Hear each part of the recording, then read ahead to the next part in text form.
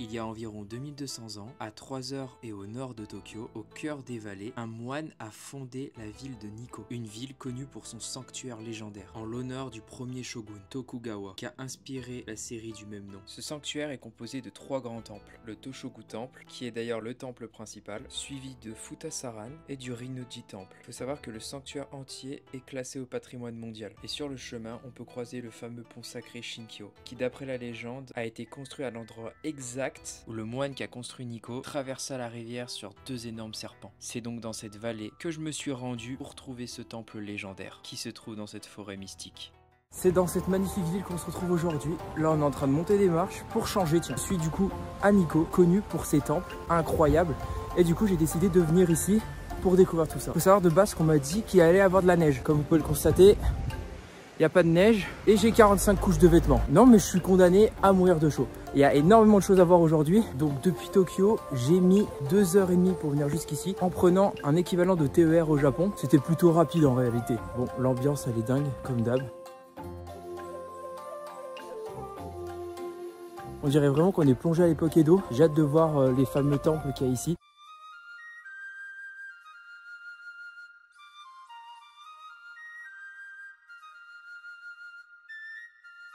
Donc là, on se dirige vers le temple principal normalement, le Toshogu Temple. Et l'ambiance est déjà pas mal. C'est-à-dire que là, je me balade et là, on a déjà un petit temple.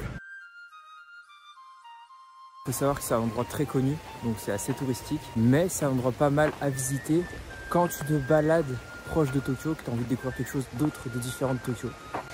Par contre, les arbres, ils sont gigantesques. On dirait pas en caméra, mais je vous jure, ils sont gigantesques.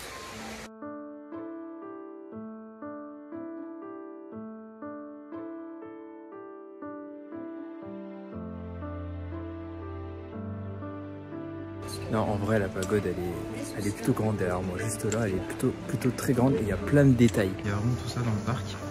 Le truc, c'est qu'il faut payer 1600 yens. 600 yens, c'est à peu près 8-9 euros. Voilà. Pour visiter un endroit qui a l'air incroyable. Je le dis, c'est l'un des plus beaux temples apparemment autour de Tokyo. Donc, on va vérifier ça.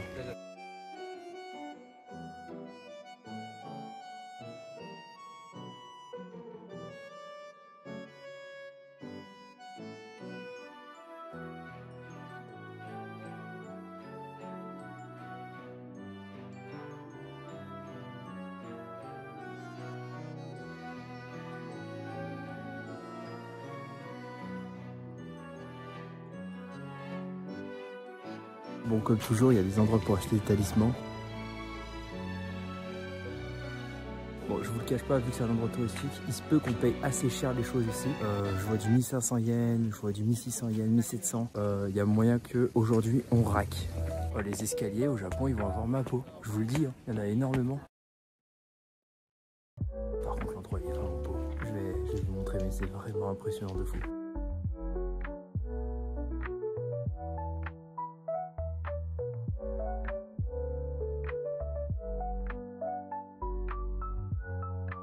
Pour la faire simple, ce qui est vraiment beau, ce temple genre qui est fait de façon genre toute blanche. Et c'est très rare au Japon de voir ça, genre du blanc dans un temple et tout. Et ça fait vraiment aspect pureté avec les dragons et tout dessiné.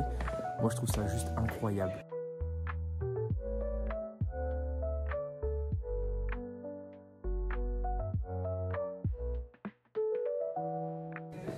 Là je vous le dis, là on parle. Il y a un truc de dingue. Ah non, c'est trop beau.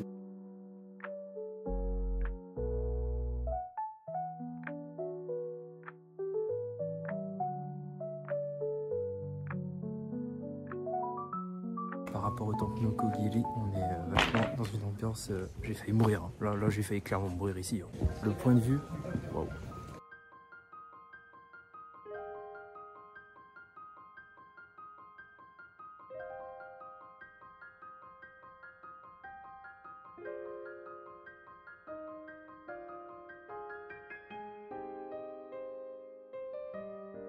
Ouais, il y a toujours des marches d'escalier. Enfin, un truc qui est trop stylé en haut.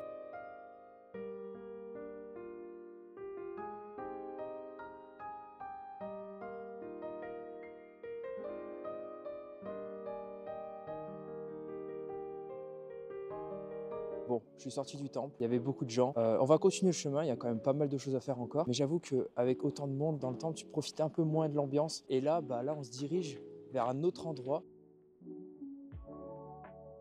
Pour vous dire, hein, même le chemin en lui-même, il est stylé là. Juste pour aller d'un temple à l'autre, c'est n'importe quoi.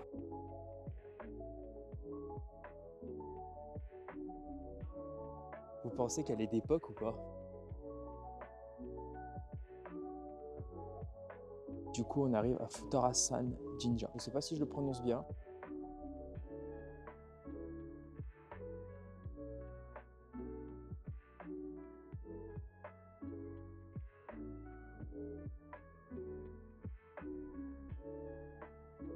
J'avoue, ce temple est moins impressionnant que le principal. Je peux pas filmer l'intérieur des temples parce que c'est interdit ici. Apparemment, frotter le marteau là, ça apporte de la chance. En fait, il y a un chemin que j'ai envie de faire, que j'ai vu et qui m'intéresse plus qu'un temple. Moi, j'ai envie de vous dire, j'ai envie de me balader un peu plus en nature et là où il y a un peu moins de monde et vous faire découvrir quelque chose de peut-être un peu moins touristique. Je suis redescendu un peu de la montagne. Maintenant, je vais m'enfoncer dans la vallée parce qu'en fait, il y a un truc super intéressant que peu de touristes pensent à aller voir.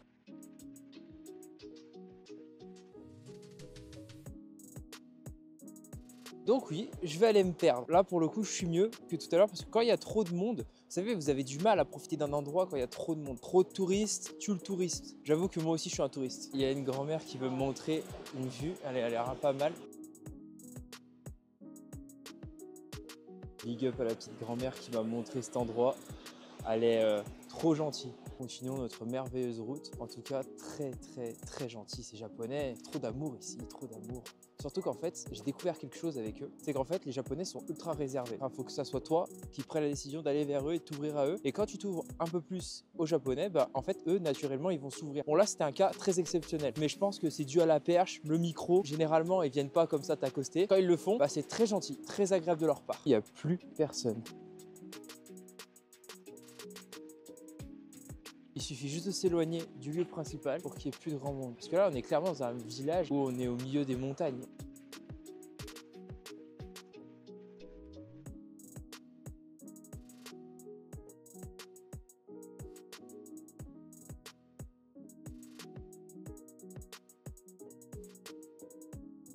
Il semblerait qu'on soit arrivé, mais j'avais pas prévu un truc. Il y a des ours. D'ailleurs, le nom exact, c'est ça. C'est dur à dire aussi. Alors là, si je regarde pas, je meurs. Que là, ça glisse. Là, ça glisse. Là, ça glisse. Et ça glisse de partout en fait. Je suis quelqu'un de maladroit. Et en plus de ça, j'arrive même à me perdre avec une carte. Je suis pas aidé par la vie. Là, il y a de l'apaisement. Là, je me sens bien. C'est globalement pour ça qu'on aime bien le Japon, c'est vraiment pour sa tranquillité comme ça. Mais généralement, d'ailleurs, vous ferez attention, c'est que quand vous visitez un truc touristique, 2 mètres ou 3 mètres plus loin, il n'y a plus personne. Parce qu'en fait, les gens, ils s'intéressent uniquement aux gros monuments. Mais en fait, tout autour, il y a plein de petits trucs très sympathiques. Et là, j'ai découvert ce petit lieu par hasard en me renseignant. Et c'est ça, en fait, il suffit juste de se renseigner et on découvre des petits endroits comme ça, pépites.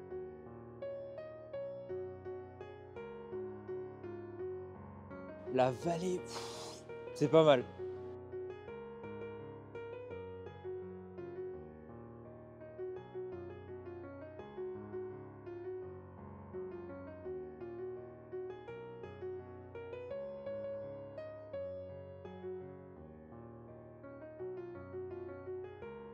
Je préfère les lieux comme ça.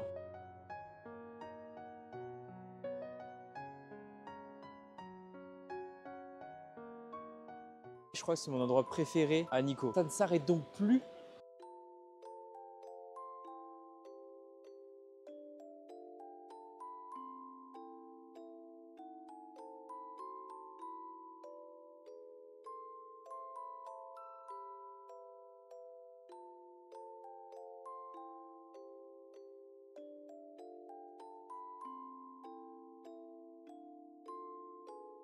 Il y a vraiment beaucoup de statues comme ça. Alors je connais pas la signification exacte des bonnets, pourquoi ils ont ces bonnets sur la tête, mais j'imagine que c'est d'une provenance spirituelle.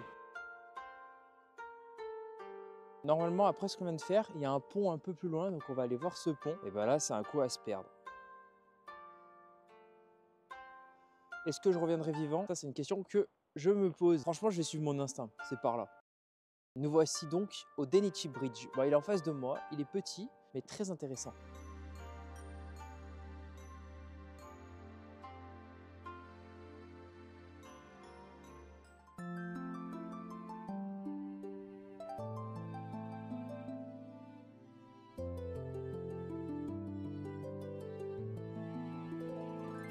C'est vraiment très beau comme endroit. Là, je me sens bien. J'aime ce Japon-là.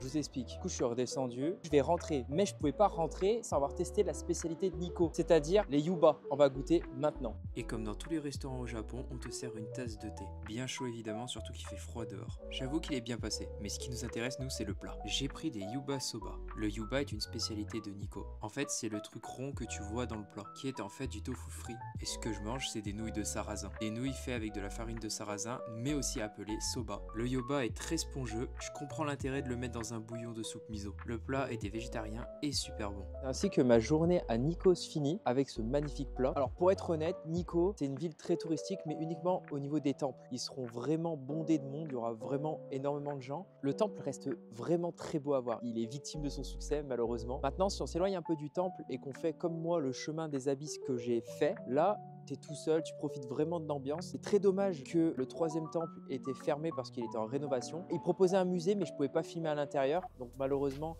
je peux pas vous montrer. En une journée, on peut pas vraiment tout faire à Nikko, donc peut-être que je reviendrai pour faire le lac qui est pas loin. Il y a même un village Edo qui s'appelle Edo Wonderland, et c'est un village en fait où ils ont reproduit à l'identique un village de l'époque Edo. Au minimum 2 jours, je pense, pour tout faire. Si c'est pas déjà fait, tu peux t'abonner, activer la cloche, évidemment, pour suivre toutes mes vidéos et avoir toutes les prochaines notifications. Peace!